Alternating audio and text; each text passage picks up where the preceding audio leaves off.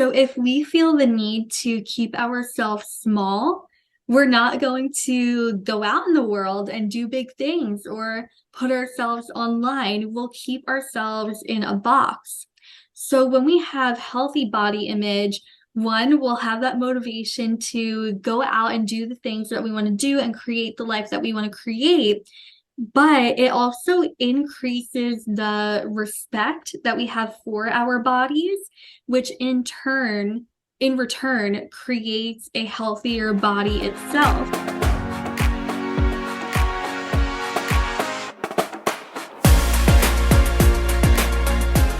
Welcome back to the Vibe and Flow podcast. I'm excited for today's conversation. We have a guest, a wonderful guest. Katie Williams is here today with us to talk about some juicy topics relating to femininity and fertility. And a little bit about her before we jump into the discussion is she is a femininity and fertility educator and the matriarch of her brand, Katie the Creatress. Creatress. I love that name. Katie helps women heal their relationship with their womanhood and ignite their fertility in body and soul to birth a life conceived by their inner wisdom and magic. She bridges the gateways between spiritual and physical worlds through her trio of combining coaching, intuition, and somatic work.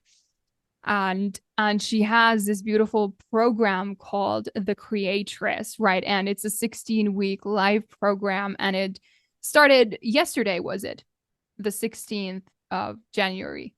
So actually, there were updates that were made to the program, I want to say a month ago. So we're actually already live, and we're about to go into our third live module on January 30th. Okay, cool. Anyway, this program is designed to guide women in harnessing their feminine energy and igniting their fertility to quantum leap their life and manifestations. So let's jump into the questions that we have for today. And I want to start off by asking you, why is it important that we women don't neglect or stop neglecting this beautiful part of our bodies, our wombs and our yonis, our pussies, in like overall in health, but just in fertility, of course, but in just creating this beautiful life that I know my listeners are also wanting to be an active participant in that process. So energetically, our womb is a portal between the physical and the energetic. So this is where we are essentially building our human bodies, and this is where we are born into the world. And from a physical sense, our reproductive health is so centered for our overall health.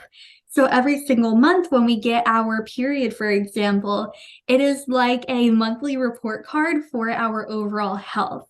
So Yes. any type of like PMS symptoms that we get are our body telling us, hey, we need a little more of this or a little less of that. And I actually used to experience very painful periods, especially during my teen years. And Same now here. yeah, it's something that a lot of women go through. I think the statistic is maybe 92% of women will experience PMS symptoms, but they are something that is able to be healed, and our body is communicating with us all the time, just in a different language through our fertility. So, when we are tapped into our fertility and our fertility is operating from a healthy state, we are benefiting the entire body as a whole. And if this is something that you want to get into in this episode, I would love to go into talking about birth control as well, which has been a huge topic within reproductive health. Oh yeah, absolutely. I've had this discussion many times, and also a huge advocate for learning about the cycle and how powerful it is, and our period being a beautiful thing instead of a curse. So yeah, absolutely. What is your take on like contradictive contraceptive methods. And if someone is wanting, because I know that hormonal birth control is probably the most common these days. Probably, I'm not sure, but I also know that it's usually not in highest service to a woman. So I want to hear your perspective on this. Firstly, I want to put the little disclaimer out there that this is 100% an individual's choice, and individuals can do what they want with their bodies and their Absolutely. reproductive health. Yes. But with hormonal birth control, essentially it is tricking the body into being a certain way that is not actually, let me rephrase that. So, a lot of people will describe birth control as it tricks the body into thinking that it is pregnant when it is not. The hormones that are involved in hormonal birth control do mimic the hormonal changes that happen during pregnancy, especially with the increased levels of estrogen and progesterone. But it is not healthy, in my opinion, to send the body into a way of being when a pregnancy isn't actually occurring. Yeah. So, what will happen is when women are on hormonal birth control, they will most likely be told by a doctor, and I was told this as well. In the first 3 months, you'll experience nausea, tiredness, headaches, etc., you name it. Mm-hmm. Now, during pregnancy, because progesterone levels are increased, that is what causes the tiredness and wanting to rest. But in our day-to-day life, wanting to sleep all the time, not saying that that's every woman's situation, but it's a common one. It's not conducive to the lifestyle that we are trying to live. We're trying to go out into the world, have relationships, have jobs, do all the things. And it is, in my opinion, unhealthy to incorporate these hormones that our body essentially doesn't need. Yeah. Because when progesterone levels rise during pregnancy, the body is wanting to rest because it's starting to create a whole other human life. So when that is happening in our bodies, it's actually unhealthy for our fertility. I remember personally when I was on birth control, I was such an active person before. And during birth control, I remember I was pursuing a dance career at the time, and I didn't even want to go to dance class because that extra progesterone in my body was trying to say, rest, rest, rest. And that's what the body would do if a pregnancy were forming, but it is not. Yeah. So, birth control is something that we use throughout the month, but we can only get pregnant 6 to 7 days out of the month.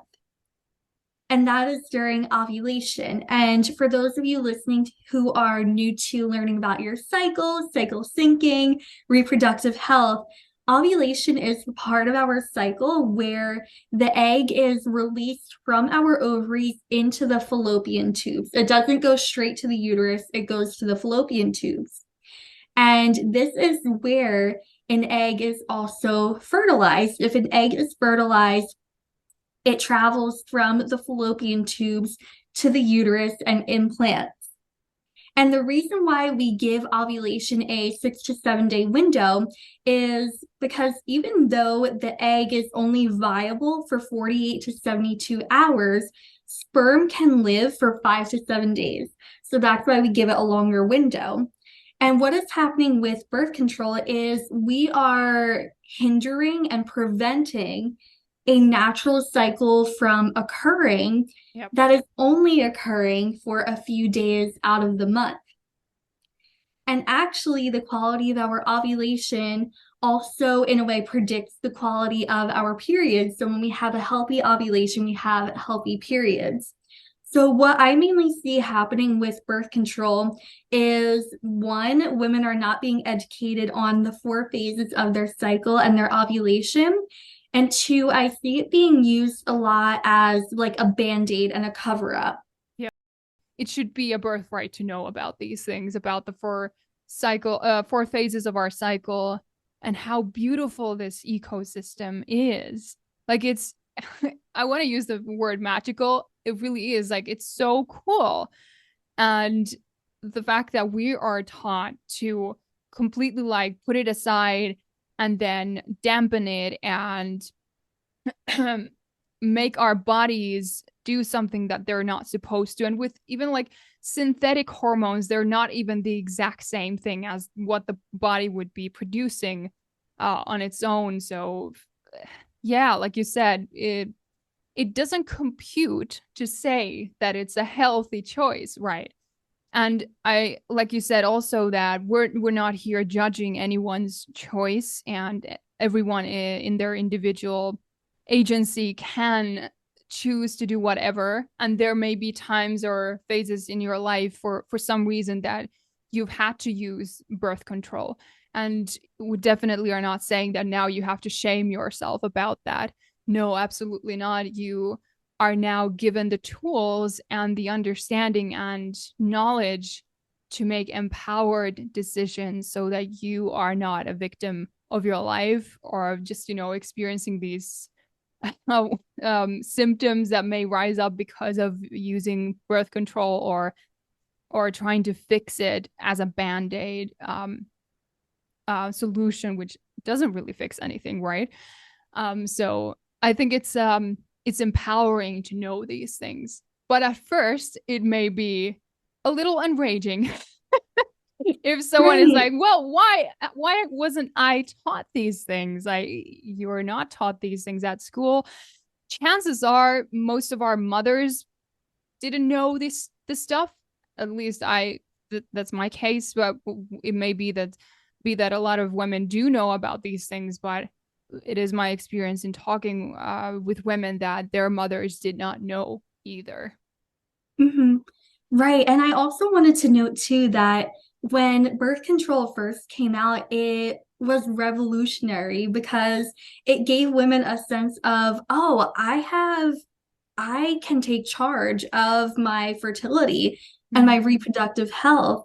But at the same time, we didn't necessarily know all the ins and outs of the four phases of our cycle. Maybe we knew that we had our periods, we knew that sex created babies, but we didn't know as much as we did today.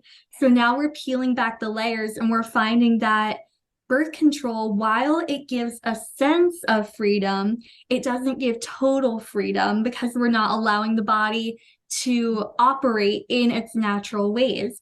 And I was also having a conversation with my grandmother, I want to say a couple of weeks ago, about birth control. And she was in her 20s in the 70s.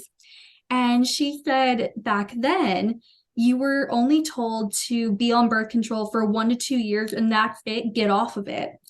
But now we have women who are on birth control for years and years on end. We have women who are being prescribed birth control for acne, cramps, etc.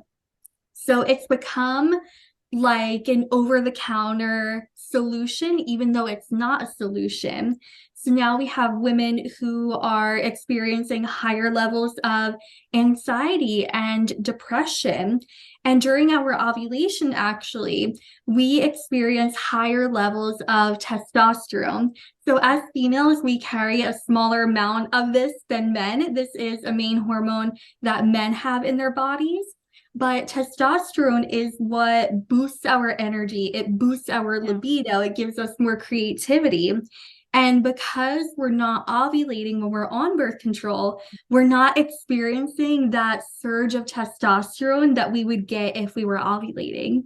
Yeah, it's true. If you're on birth control, then obviously you're not ovulating, and thus you're also not having a period because it's so funny because when I learned like, well, what is the discharge, the period blood, quote unquote, that you get when you're on the pill, and when I learned that it was just a chemical withdrawal, and I was like, okay, cool. Like also not mentioned. Yeah, exactly. And that's the week that you typically wouldn't like take the pill or you would take a different kind of pill.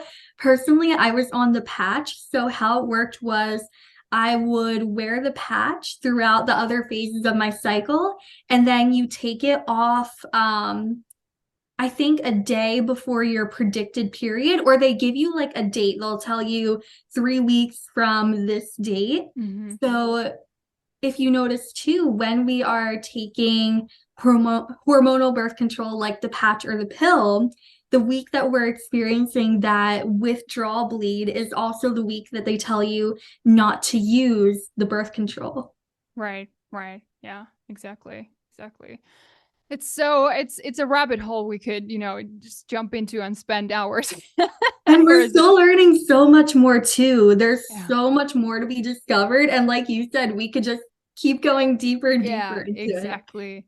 Exactly. And it's so interesting, like when they created the birth control pill, and women were like, at first, because they apparently, this is what I read, that at first they didn't design the off week, but that you would just keep using the pill, and then women were not feeling comfortable with the fact that they weren't, bleeding anything at all, because it's so, it's intuitively part of womanhood is to have that week of, release and bleeding. And then what they saw fit is to create this um pseudo bleed that isn't actually a period. But yeah, anyway, let's move on. We could stay here for hours and hours.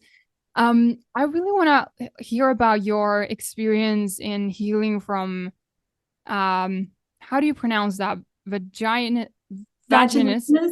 vaginismus. Yes, exactly.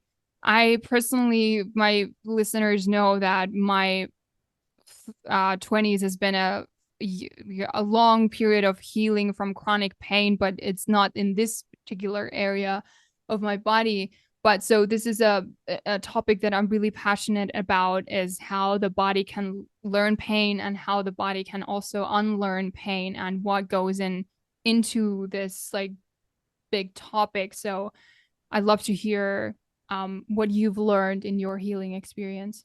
Mhm. So when I first became sexually active, I will admit that I did not make the healthiest decisions.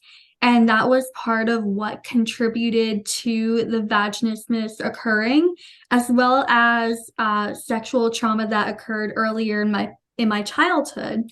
So when I first became sexually active, it was just discomfort, right? A little discomfort here, a little pain there, solve it with the lube, and we're good.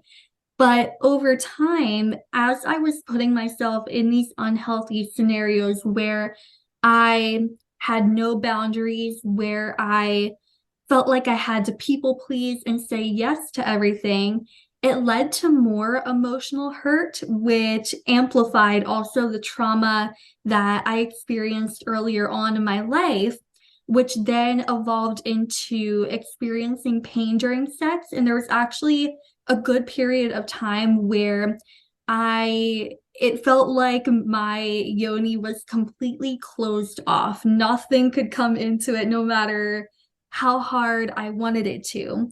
And I still had my libido, I still had the desire for sex. But when it came to any type of penetration, my body would completely shut down. I would have panic attacks. And this would also occur in relationships where it was healthy. And I've been in a long-term relationship up until this point where I have experienced vaginismus. And even in these moments where I was completely safe, my subconscious didn't believe that I was. So that's the first thing that I had to heal, was that element of safety and showing my body that there was nothing to be afraid of. There was nothing to be scared of or to panic about. So what I started to do was I incorporated yoni eggs and yoni wands into my practice. And these are glass and crystal wands and also eggs. They're in the shape of a literal egg. and they're used for vaginal de-armoring, so lessening tension and lessening pain. And I remember the first time I used a yoni egg, my body was going into that panic mode, right? I was dizzy. I felt like I was going to faint. I was like, oh my gosh, I'm in a whirlwind. And I decided in that moment to choose to allow this to be a comfortable and pleasurable experience. And I actually really tuned into my breath because in these moments of pain and when our brain is going into a fight or flight response, our breathing is not regulated. It's either amplified or we are restricting it. So I really tuned into my breath, and everything that I was experiencing in that moment subsided. And so from there, it was about tuning into my breathing and proving to my body that it was safe for this to occur. And little by little, I got bigger yoni eggs and bigger yoni wands. I took it one step at a time.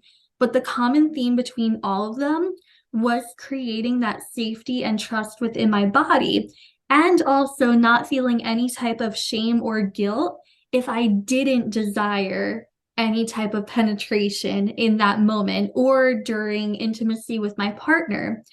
So that healing journey, I experienced vaginismus for 3 to 4 years, and then I started actually healing it in February 2021. So a little over, how long is it? Almost 2 years now since I started to heal vaginismus.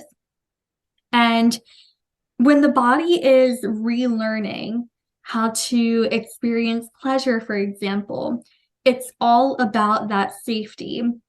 And it's also about relieving stress and relieving trauma. So, for example, if there were things that I felt I wasn't expressing in my relationship and that I was just bottling up, my body would reflect that. And that can happen in any area of our body when we're experiencing stress or we're holding something in. Our body will hold that tension in different areas. And for me, it just so happened to be in that area of my womb and my yoni. So that is what I was doing to heal vaginismus. And that's how I taught my body to essentially transmute the pain into pleasure. And it helped so much that I have such a patient and caring partner as well. If you are listening to this and you're in a relationship where you're experiencing this, and maybe you don't feel comfortable letting your partner into this healing journey, it is 100% okay to do it yourself, because you'll start to also build that trust within yourself and know that you have inner authority over the situation. And that gives a peace of mind to yourself and your body. And that again goes back to safety. So there are those core elements of trust and safety that I really blended into my healing journey. Such important core aspects of those trust and safety, and I can vouch for those. They are the core things also in healing any part of your body, really.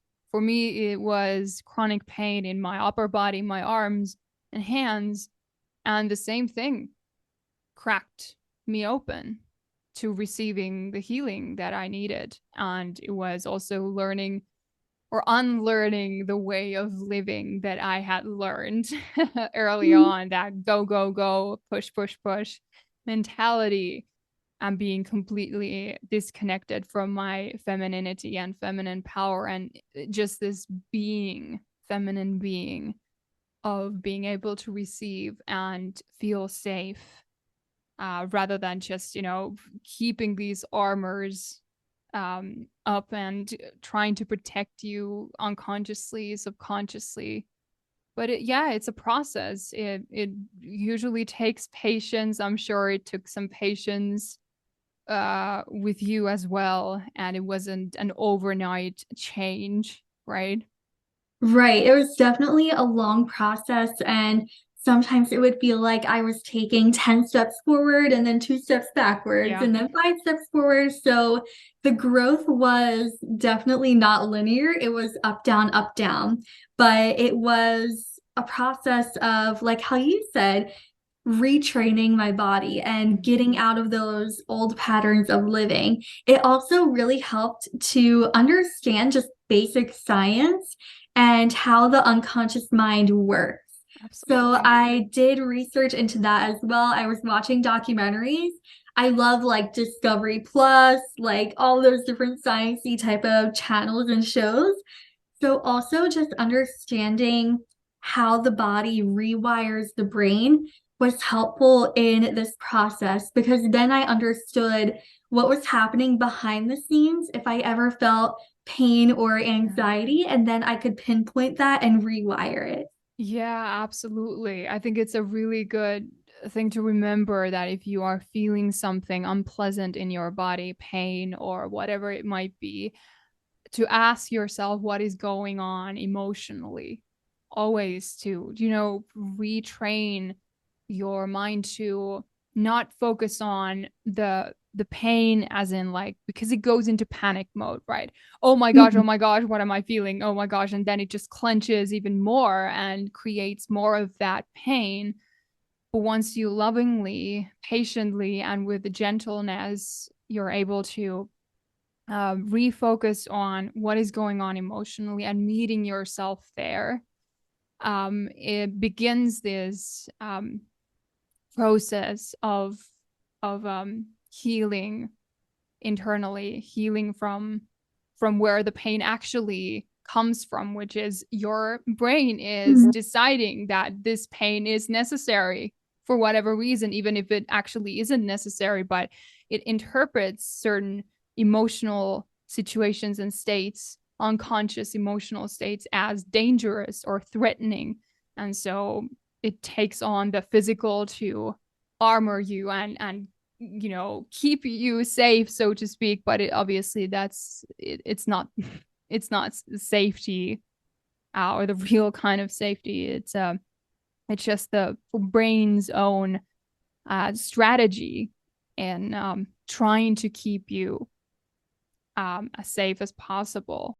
At the same time, I didn't know another way. So when I was healing vaginismus, I was like, what am I supposed to feel? What sensations are supposed to be going on? Mm, yeah, And that's a good. that was, yeah, that was also a process to learn was what does pleasure feel like? I knew what pain felt like, Yeah. but I didn't know what the pleasure was going to feel like or what I was quote unquote supposed to feel.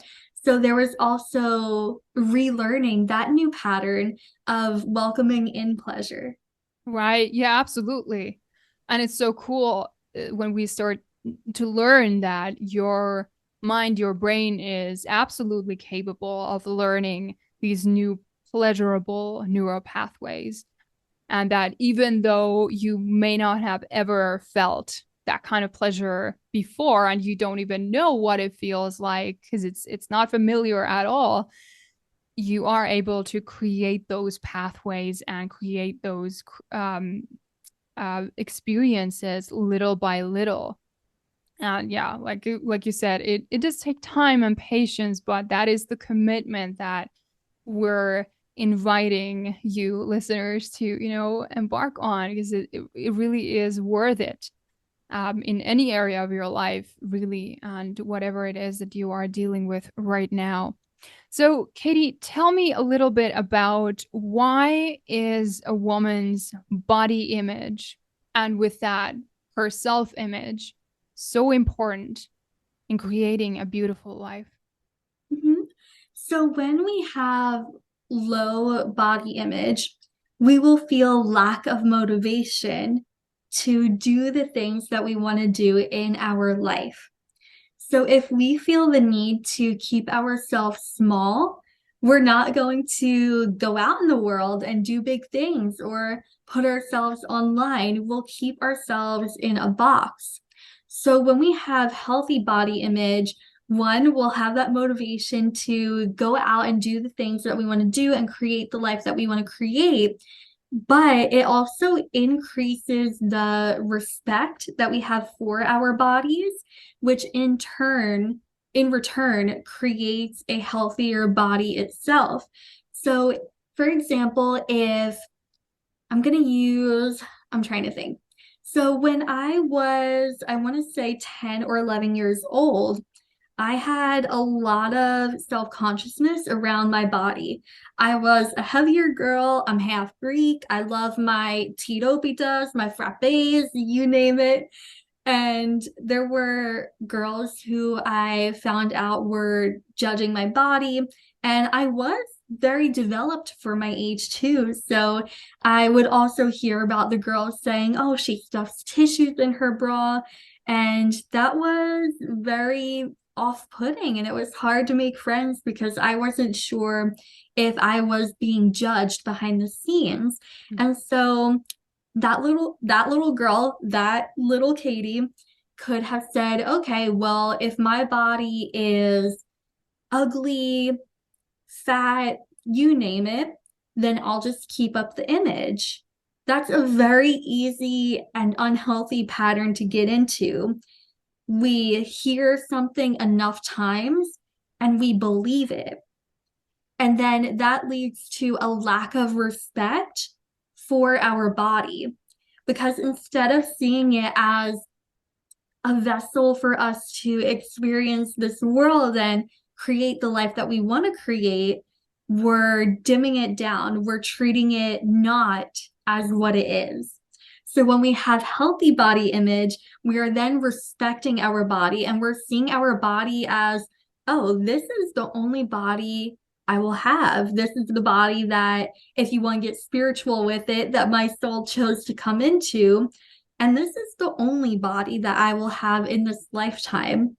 So when we have a healthier body image, we are increasing the respect that we have for ourselves and for our bodies. And then that branches out into having boundaries in place with other people, knowing what we want and don't want, getting out of people-pleasing patterns. So it all branches out, starting with that self-image and with that body image. Yeah, exactly. So true. So good. And I was just thinking like how when we have a certain self-image and the body image part is part of it, right? And if you have the identity, you've internalized this identity of, for example, I'm fat or I am always in pain. That was a big one for me. Like it was almost part of my identity to feel pain, which is crazy. But I didn't even realize that was happening. But as the process of learning these things progressed, I realized that, wow, I am actually unconsciously holding on to this belief that I am a person who feels pain and that's normal for her. So who am I to change that? And that's awful to think, right? It's not very empowering or liberating. And the process of like healing and creating a completely different experience it began with changing the worthiness aspect, the question of am I worthy of living pain-free or the identity of who I am. And so what was it for you when you started healing from pain? How was the identity piece and the self-image, part of that process? It was definitely a game changer because I started to not just trust my yoni and my body during sex, but also in all areas of life. So, for example, when I started to heal vaginismus, this would literally happen in the span of like 10 minutes. I would do my practice for like a half hour or an hour or make love with my partner. And then I would open up my phone 10 minutes after and see that I had a new client, for example, after not having anything for a couple of months. And I was like, what is going on here? And that pattern kept on occurring where the more my body opened up and the more confident I felt about my body, the more that other things began to open up in my life.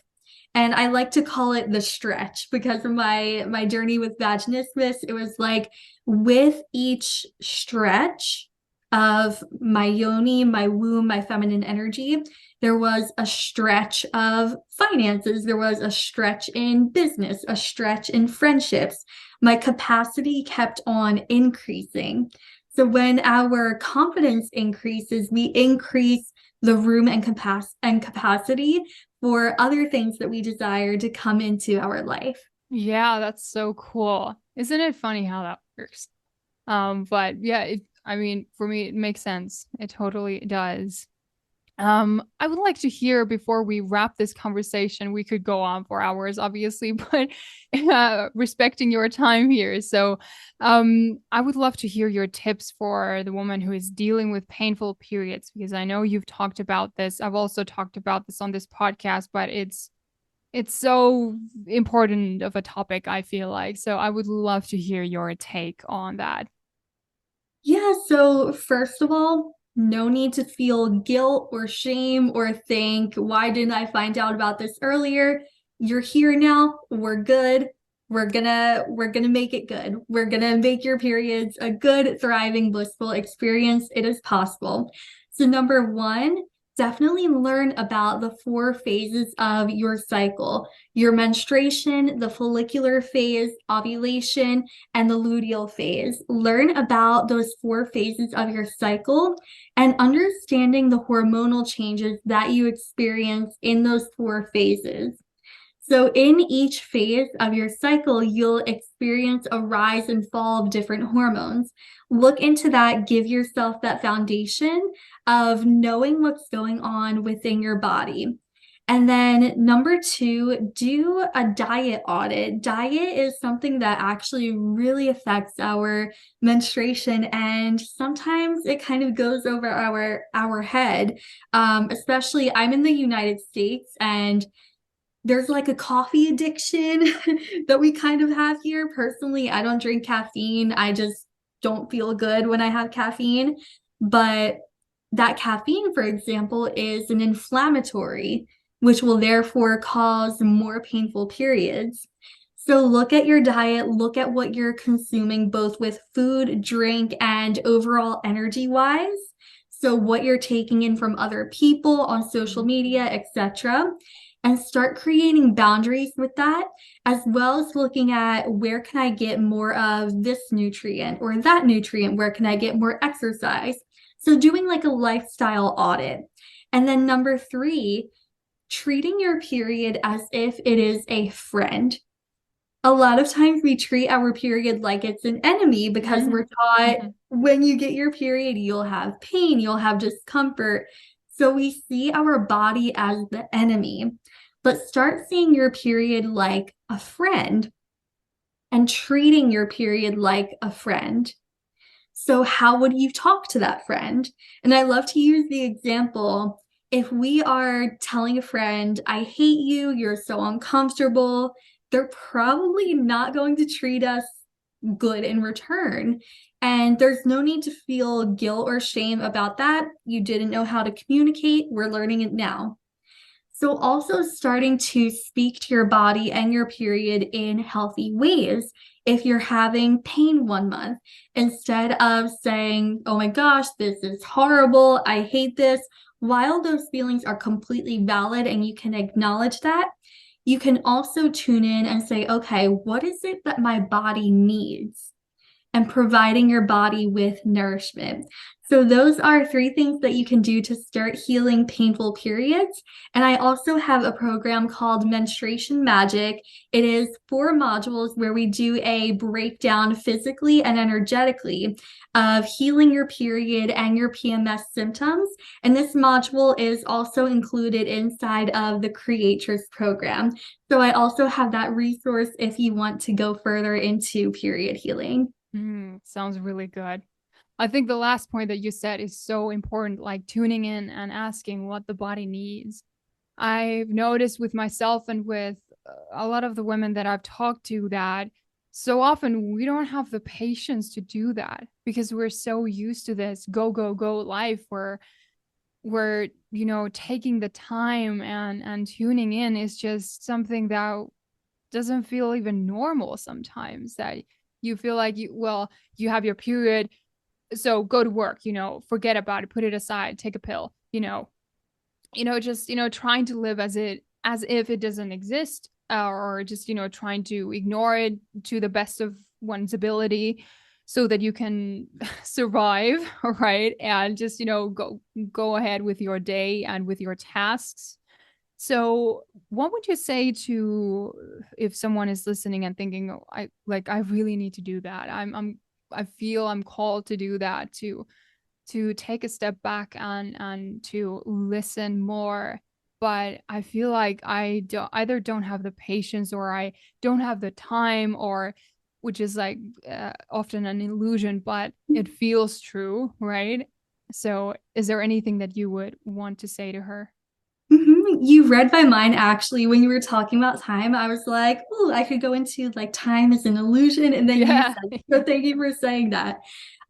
So we have 24 hours in the day. And if you are truly committed to healing your period, you will find the time. And when we're tuning into our feminine energy, when we're activating our feminine energy, we also need that masculine structure. Without the structure, the feminine can't thrive, the feminine can't flow and express. So, this is definitely more of like a masculine assertive answer, but commit to it. If this is what you want, commit to it. If you feel like you don't have the time during the day, is there 10 minutes that you can spend when you're doing your skincare routine Mm. to tap into your body? So if you feel like your schedule is just completely filled up, incorporate this into your tasks and into your daily life, because eventually this will become something that you do on autopilot. It will become something that you do naturally. So at the beginning of healing my periods, it was doing 20-minute meditations, tuning into my body. And while I still do those things and love those things, because I've established this as a pattern, my brain just does it automatically on autopilot. So also recognize that in the beginning, yes, you will have to put in more work into establishing the pattern. But once the pattern is established, it will be a natural part of your life and it will be 100% worth it. Absolutely. Yes. And it's the same with everything, like we said. When you're creating those new neural pathways, it's your brain is taking the time to um, strengthen these new connections. Oh, this woman really likes to tuning to what is actually going on inside. Let's strengthen this route. And it will happen. It will happen. I sometimes felt like it's so hard in the beginning, right? Because it sometimes can feel really hard in the beginning, but don't be discouraged. Your brain is not an anomaly in the sense that it cannot do this. It certainly can, but it takes commitment for sure.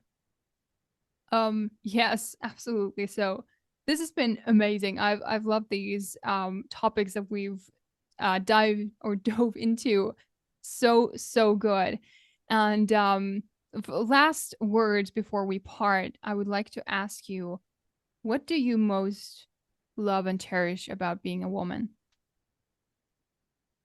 I love the fact that I can use my womb to create anything, both human life and the 3D existence of what I desire. And this is also something that I teach inside of the Creatress program, is how to use the womb's creative abilities to manifest. Because every single month there's ovulation, every single month the body is prepping to create new life.